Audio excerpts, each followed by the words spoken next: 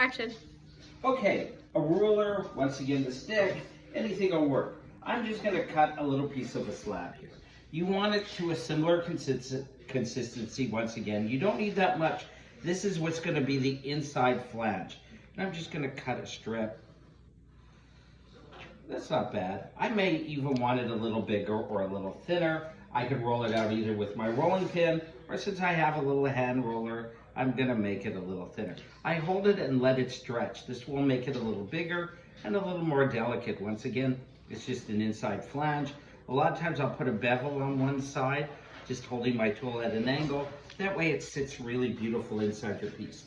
You'll see me a lot of times just take my finger and run it across the top. That way the part you see is not sharp.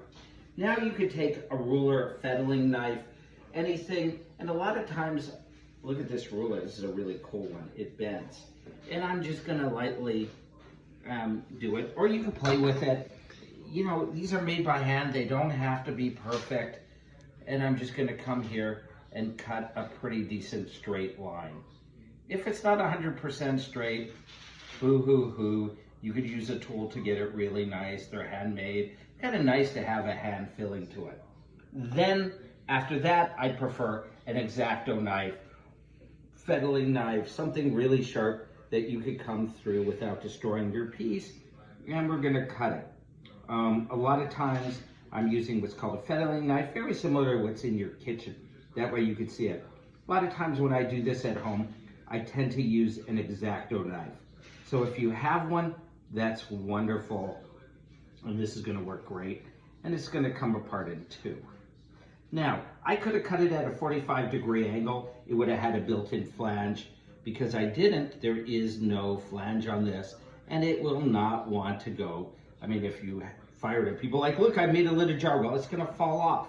So we need a flange. You could choose to put the flange on the inside or the outside. And you wanna decide proportionate, something that works for you.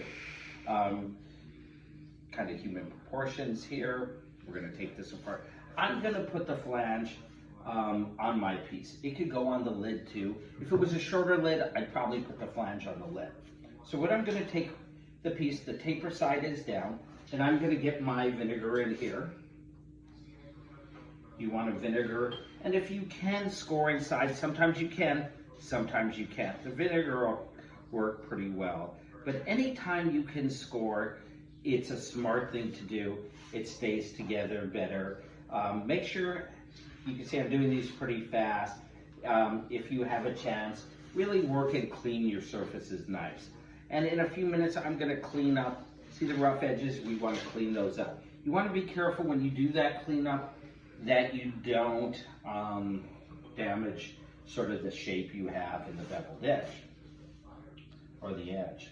So I'm gonna come in here, and I'm just gonna put this about 1/8 of an inch down, not too far down, but you can see how it sticks out a little bit. That's what's gonna hold the lid on to the piece. Isn't that cool? And on this one, if I can, I'll do a 45-degree cut. If not, just let them go together, that's fine. It's not gonna be the end of the world, even if you do get a slight crack or slight. It should be fine because it's held together by the outside for it. And then I'm just gonna come around and compress, compress, compress. Always make sure these bevel in. You want it to slightly bevel in. If you don't bevel it in, it may not hold right or lock right. And we have our great flange here. Now we can see how it fits. You may have to play with it and adjust it to do this.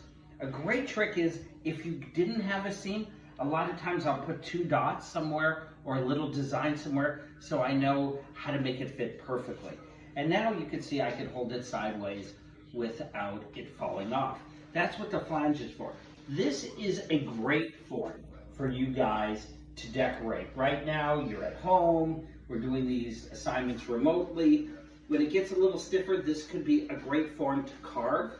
This could be a great form to do like writing. So I might do a whole poetry or a whole kind of storytelling on this.